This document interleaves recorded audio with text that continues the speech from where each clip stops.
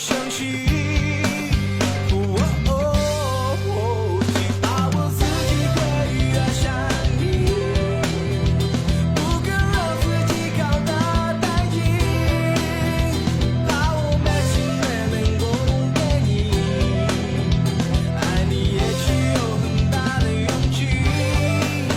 去把我自己归于山里，也许有天我已经不自己，想让就让自己苦了自己，而且你是我幸福的意。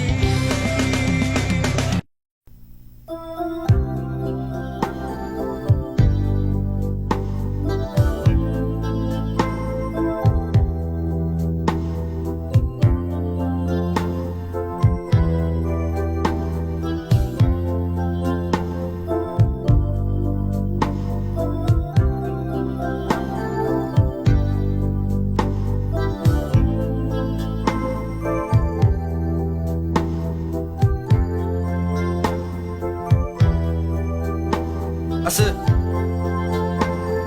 meron akong balita. Nakita na si Sanchay.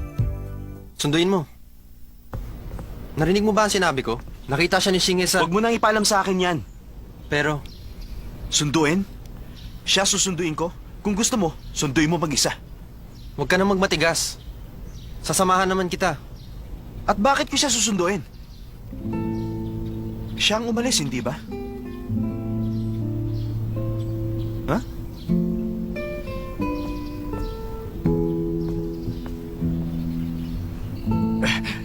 Kailangang matuyo yan. Alam ko. Siguro, pwede na yan. Teka, si Mayor. At yung may-ari ng bahay, bakit nandito kayong lahat? Ang dami nyo naman. Teka, maupo muna kayo. Kwentuhan tayo. Ayuwe, itatanong ko lang. Balita na ito sa buong bayan. Ano bang nangyayari? Ano nangyayari? Kunwari pa kayo na hindi nyo alam? Akala nyo taga-probinsya kami, madali kami lokohin? Ang sabi nyo sa mga taga rito, may boyfriend na mayaman ng anak nyo. Akala nyo ba maniniwala kami? Hindi naman kami tanga. Pero hindi kami nagsisinungaling sa inyo Oo nga. lahat. Totoo ang sinasabi namin, may boyfriend na ubod ng yaman ng anak ko. Hindi lang namin sinasabi ang pangalan dahil teka. baka sabihin nyo mayabang kami. Teka. Bayaran mo na mga utang mo sa kanya. Sa itsura ng anak mong yon, paano yun magkaka-boyfriend ng mayaman? Hindi na nga maganda, suplada pa. Aba! Maniwala kayo, Mayor! Hindi talaga kami nagsisinungaling! Hintayin niyo na lang na yung anak namin si Shanchay at yung boyfriend niyang mayaman ay makapagpakasal na at makikita niyo! Magpapaparty ako rito! 3 araw at 3 gabi! Sagot ko lahat! Hindi naman sa nagdududa kami, pero paano kami maniniwala kung wala kayong katibayan?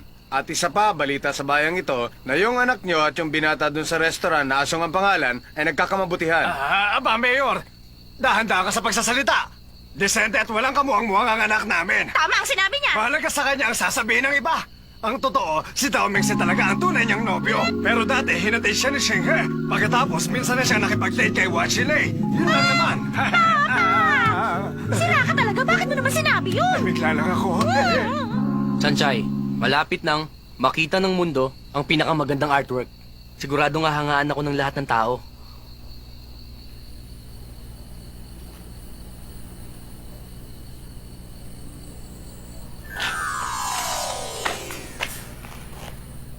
O ano, Sanchay? Ang pagmamahal ko sa arts, ramdam mo ba? Pagmamahal mo sa arts, at ano naman tawag mo sa artwork na yan? Ang pangalan nito, babaeng nangangabayo. Dito, tignan mo ang anggulo na ito. Makapangyarihan ang lakas ng dating. Babaeng nangangabayo? At alam mo ba, nagpakahirap akong mamulot ng mga kahoy sa tabing dagat. At binilad ko pa ang lahat ng mga yan. At pati na tong mga hangers. Gusto ko yan. Ikaw, magsalita ka. Anong masasabi mo sa ginawa ko? Sa totoo lang, hindi ko talaga maintindihan.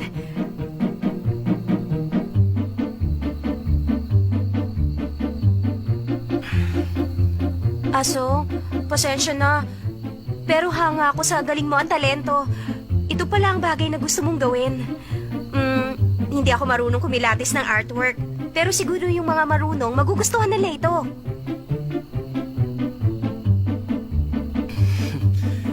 Yan din ang iniisip ko. Kaya naman gusto kong pumunta sa Italy para makapasyal at matuto. Kaya nagtatrabaho ako para makaipon ng pera. Talaga bang gustong-gusto mong makapunta sa Italy? Oo. Plano kong isama siya. Siya lang ang taong nakakaintindi sa akin. Hanga siya sa akin. Pero nung isang taon, nagduda ako sa kakayahan ko. Nawalan ako ng ganang gumawa. At ng panahon yun, sinuportahan pa rin niya ako. Pero hindi nagtagal. Palagi na kami nagtatalo. Siguro tama nga ang sinabi niya. Nawalan ako ng silbi. Nawalan ng pag-aasang mabuhay.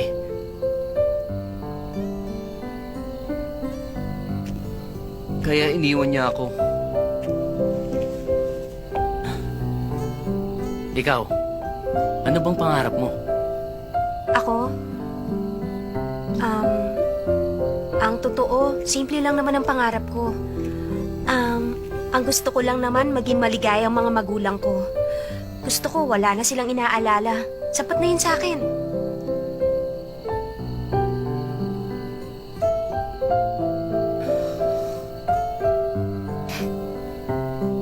Sanchay, may sasabihin ako.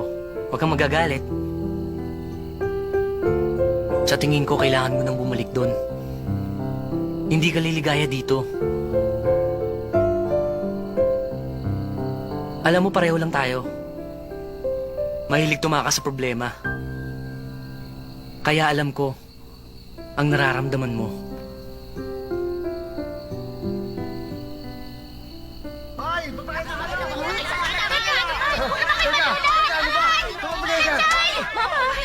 Sanchay, Tumabi ka nga dyan! sabihin mo nga sa kanilang lahat na wala kayong relasyon ng lalaking yan. tama ka. Sinisingil nila tayong lahat sa mga utang natin at gusto nila tayong palayasin sa bayang Tayo ito. papayag!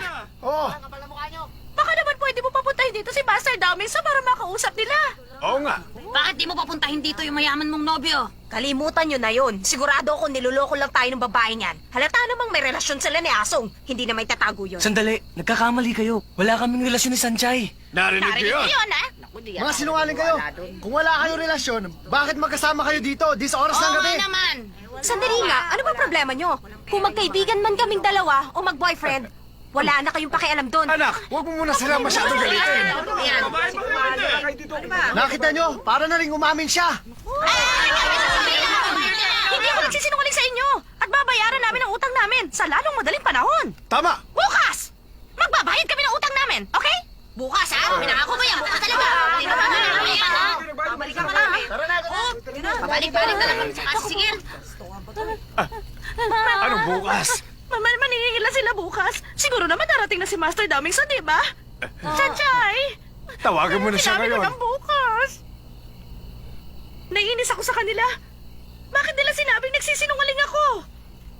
Ako pa? Sanchay, kailangan tawagan mo na kasi si Master Dowmingson para makahiram na tayo ng pera sa kanya. Oo nga, anak. Utang natin yon. Pero pagkasal na kayo, hindi na natin babayaran yon. Kaya sige na, anak, tawagan mo na si Master Dowmingson. May cellphone ka naman. Ayoko. Hindi ko siya tatawagan. Ha? Dahil nakipag-break na ako sa kanya. Yung sinabi kong magbabakasyon ako dito, dahilan ko lang po yun. Nag-drop out na po ako. At yung dati po nating tinitirhan, pinenta na po ng may-ari. May utang pa po tayong ilang buwan. Wala po akong kapera-pera nung umalis ng Taipei. Yun po ang totoo. Kung ganun pala. Paano na? Bukas.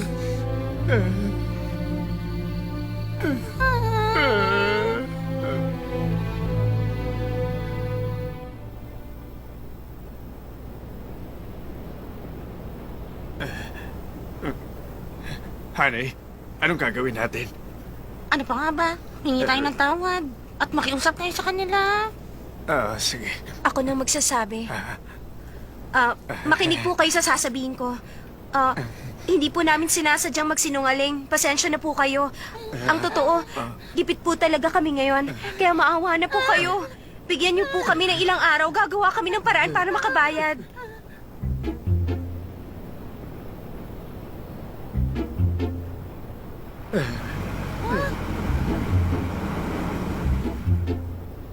Sanchay! Buti natagpuan ka namin! Aba, totoo nga. Meron siya.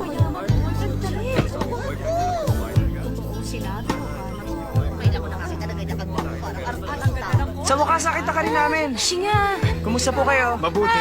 bakit nandito kayong dalawa? Dahil susunduin ka na namin. Mister, ikaw ba ang boyfriend ni Sanchay?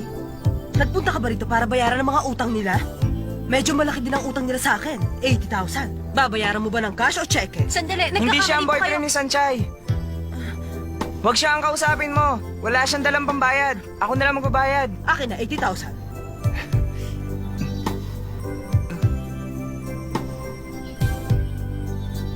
$20,000 lang. 85,000 yan, bilangin nyo. Hindi na, salamat. Ayuwe, pasensya ka na sa amin, ha? Huwag kang magagalit. Baka gusto mong sa bahay ka maghapunan mamaya. Sabi ko na, nagsasabi ka ng totoo. Umaya. Pakagwapo. Sige,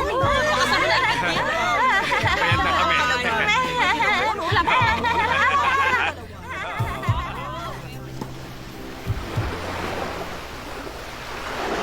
Sanchay, mukhang okay ka naman. Talaga? Siguro dahil sariwa ang hangin at lagi ako naaarawan. Tingnan nyo, ang itim ng balat ko, oh. Bigla kang nawala. Alam mo bang nag-alala kami? Nakita kita sa TV, tapos inaya ko silang sunduin ka. Shinga, maraming salamat. Wala kang dapat ipagpasalamat. Kami ni Xiaoyu ang nakukonsensya. Ano ka ba? Hindi kayo dapat makonsensya. Masaya naman ang buhay ko dito, ah. Pakiramdam ko, nagbabakasyon ako. Isa pa, kasama ko mga magulang ko. Sanchay, bumalik ka na. Sumama ka na sa amin para hindi na ako makonsensya. Yung pera ni Lei, huwag mo nang problemahin. Babayaran ko yon. Hayaan mo makabayad ako sa ginawa mong pagtulong sa pamilya ko. Alam kong gusto mo akong tulungan. Pero Shinghe, hindi ka dapat makonsensya. Dahil ginawa ko lang naman kung anong nararapat. Nadamay ang pamilya mo. Ako ang dapat na makonsensya. Sanchay, pumunta ka dito para takasan ang problema.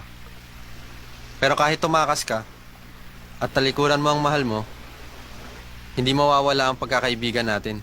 Sana naman sumama ka na pagbalik namin. Si Daomin silang naman ang may ayaw sa'yo. Shingha, at paano mo nalaman? Totoo naman. Hindi naman ako nagsisinungaling. Di ba sabi nyo, ayos sunduin ni Daomin si Sanchay. At siya na rin nagsabi, wala na silang pakialam sa isa't isa. At alam mo ba, maraming babaeng lumalapit kay Daomin Ze. Shingha, napakadaldal mo. Sinasabi ko lang naman ang totoo. Kung may iba na si Tao Mingse, masaya na rin ako. Tapos na ang relasyon namin. Kung gano'n, huwag ka na magtago. Bumalik ka na sa school. Bumalik ka na sa school.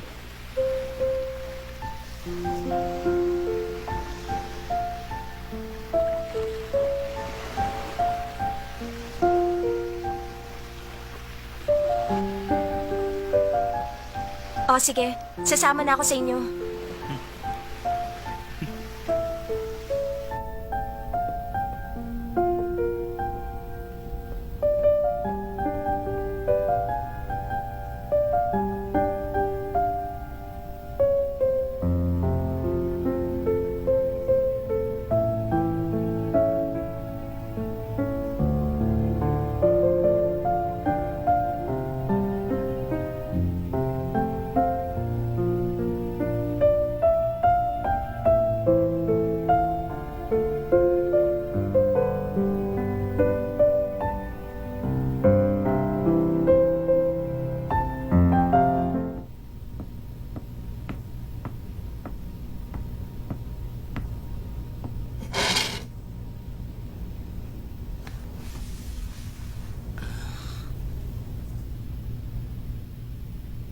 Nabalitaan ko na.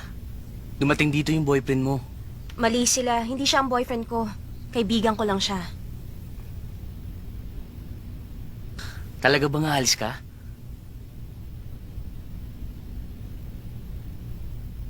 Mabuti naman. Mula bukas, ako na naman na magbabantay ng restaurant. Nalulungkot na tuloy ako. Lahat na lang ng tao dito gusto akong iwanan. Asong, Binibiro lang kita. Malungkot pag wala ka. Pero ang kaligayahan mo ang pinakaimportante sa lahat. Kapag nalungkot ka dun, isipin mo lang ang pagkakaibigan natin ay happy ending. hindi totoo ang happy ending. Kahit bumalik pa ako sa eskwelahan, baliwala na rin yun. Tapos na naman ang lahat. Sanchay, huwag kang magmatigas. Pagsisisihan mo yan. Lahat ng tao nagkakaproblema. Pero kung gugustuhin mo, malalampasan mo yan. Kung hindi mo talaga kaya, magpakatatag ka. Aso, magkaiba tayo ng sitwasyon. Hindi ko kaya maging makasarili. Hindi ko kaya makipagrelasyon sa kanya dahil maraming masasaktan. Ayaw mo makasakit ng iba. Pero sa ginagawa mong yan, sinasaktan mo ang mahal mo. At ang sarili mo. Ang totoo, wala akong gusto sa'yo. Dahil kung meron, hindi sana ako nagpapaalam sa'yo ngayon.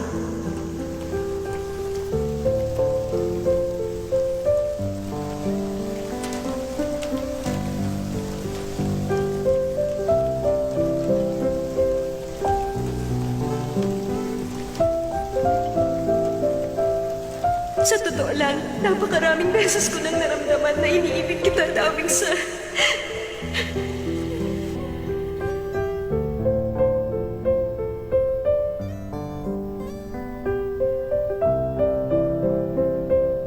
Asong, pag dumating ang araw na bumalik na sa'yo si Asyong, magpasalamat ka. Ipangako mo, maging masaya ka. Sana nga mangyari yun. Sana makasama ko siya papuntang Italy. Ikaw rin, ipangako mo sa akin. Kahit di kayo magkabalikan ng boyfriend mo, magiging masaya ka. Hmm?